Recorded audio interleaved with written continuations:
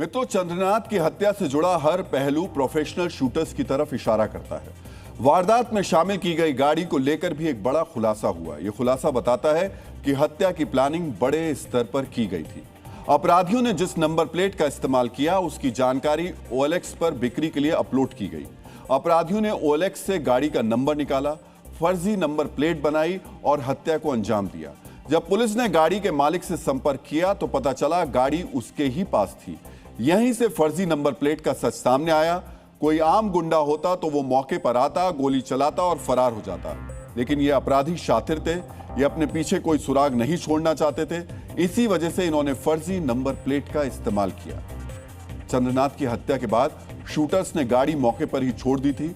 ये सभी मोटरसाइकिल पर सवार हुए, दोहरिया की तंग गलियों में से निकलते हुए फरार हो गए।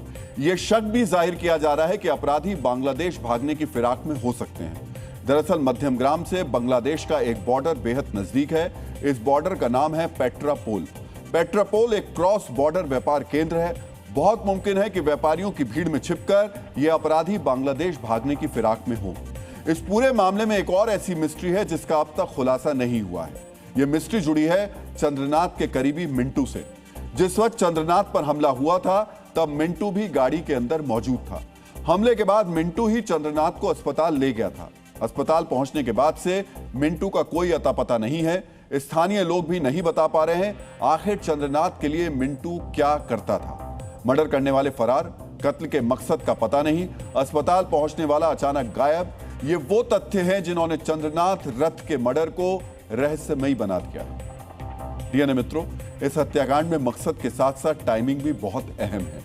शुवेंदु अधिकारी के सबसे करीबी सहायक की हत्या ऐसे समय में हुई जब बंगाल में बीजेपी उत्सव मना रही है, शपथ ग्रहण की तैयारियां हो रही हैं। उससे ठीक पहले चंद्रनाथ रथ की हत्या सिर्फ एक व्यक्ति पर हमला नहीं है, राजनीतिक विरोध की आवाज को दबाने और भय का माहौल पैदा करने की एक सोची समझी साजिश है।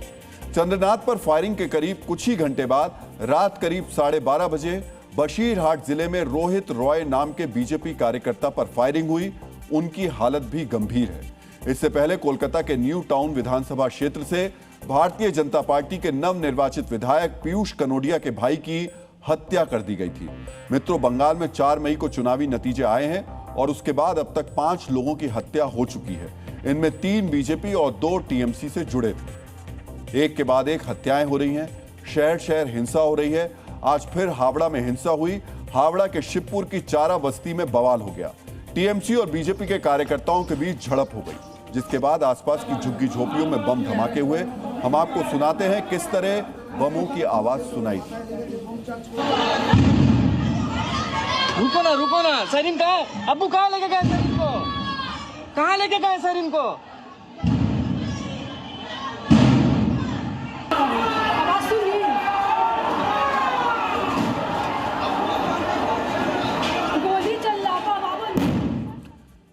मित्रों, सिर्फ बम ही नहीं फेंके गए, फायर दूसरे पर ईंट और पत्थर भी फेंके गए। दुकानों में तोड़फोड़ की कोशिश की गई। एक शख्स घायल भी हुआ। इस हिंसा के बाद इलाके को शांत करने के लिए मौके पर बड़ी संख्या में पुलिस की टीम और आरएएफ तैनात की गई है।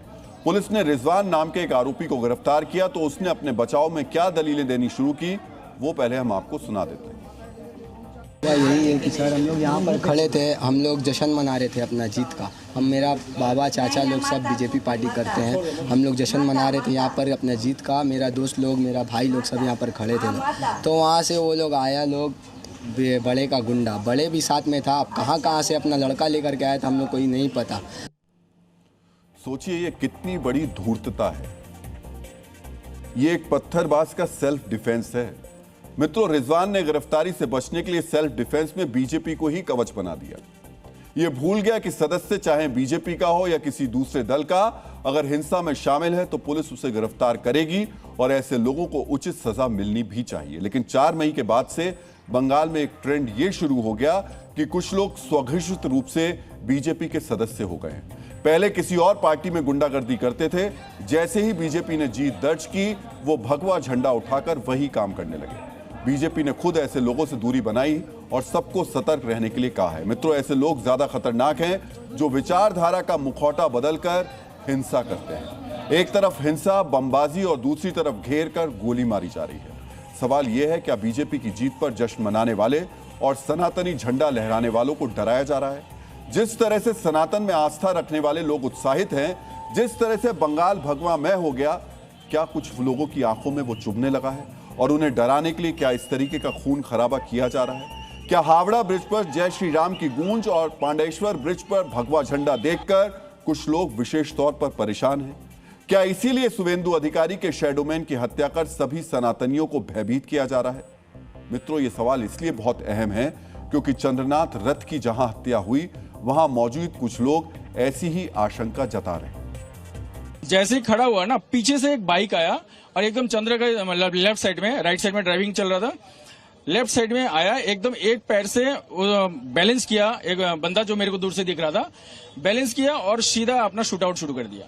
जब तक वहां पे थोड़ा सा भीड़ लग गया था, ये तो भाग गया था। ये कितने लोग थे? एक बाइक में एक ही बंदा बैठा हुआ था।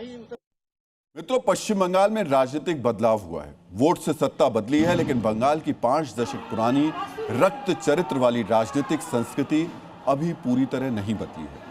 रिजल्ट के बाद हिंसा का जो राजनीतिक चलन लेफ्ट और टीएमसी की सरकार में पश्चिम बंगाल की रवायत बन गई थी, वो अब पूरी तरह अभी तक खत्म नहीं हुई। डीएनए मित्रों, 4 मई को चुनाव परिणाम के बाद से बंगाल अलग ही रंग में दिखाई दे रहा है। वहां हरा रंग उतर रहा है और भगवा रंग चढ़ रहा है। लेकिन केरलम के चुनावी नतीजों के बाद वहां हरे रंग का जोर दिखाई दे रहा है। जो केरलम पिछले 10 वर्षों से लाल रंग में रंगा था, जहां कम्युनिस्ट झंडा नजर आता था, वहां इंडियन यूनियन मुस्लिम लीग का हरा झंडा हर तरफ लगाया जा रहा है। मित्रों, जीत के बाद विजय जुलूस के नाम पर मुस्लिम लीग के समर्थक सड़कों पर अपनी धौंस दिखा रहे हैं। कोझिकोड के कुडवल्ली में मुस्लिम लीग की जीत के बाद वहां की सड़कों पर सिर्फ हरे रंग के झंडे दिखाई दे रहे हैं। जीत के जोश में पार्टी कार्यकर्ता सड़कों पर हुड़दंग मचा रहे हैं। मुस्लिम लीग के कई कार्यकर्ता महंगी महंगी गाड़ियों पर चेहरा ढककर कैसे हंगामा कर रहे हैं, वो भी आज आपको देखना चाहिए। 2 अलग अलग तस्वीरें हैं। बंगाल में पुल भगवा में है और केरलम में सड़कें हरे झंडे से लैस हैं। वहां हिंदू देवी देवताओं की तस्वीरें जहां लगाई जा रही हैं, भगवा झंडे लगाए जा रहे हैं बंगाल में, और केरलम में मुस्लिम लीग का हरा झंडा लहराया जा रहा है। सड़कों पर उत्पात मचाया जा रहा है। बिना अशोक चक्र का तिरंगा जैसा झंडा लहराया जा रहा है। ये तिरंगे का भी अपमान है। मित्रों, ये सब उस केरलम में हो रहा है जिसे देश का सबसे साक्षर राज्य कहा जाता है। ये सब होने की सबसे बड़ी वजह है केरलम का नतीजा। मुस्लिम लीग ने इस बार सबसे ज्यादा 22 सीटें जीती हैं और इस तरह वो कांग्रेस और सीपीएम के बाद तीसरी सबसे बड़ी पार्टी बन गई है।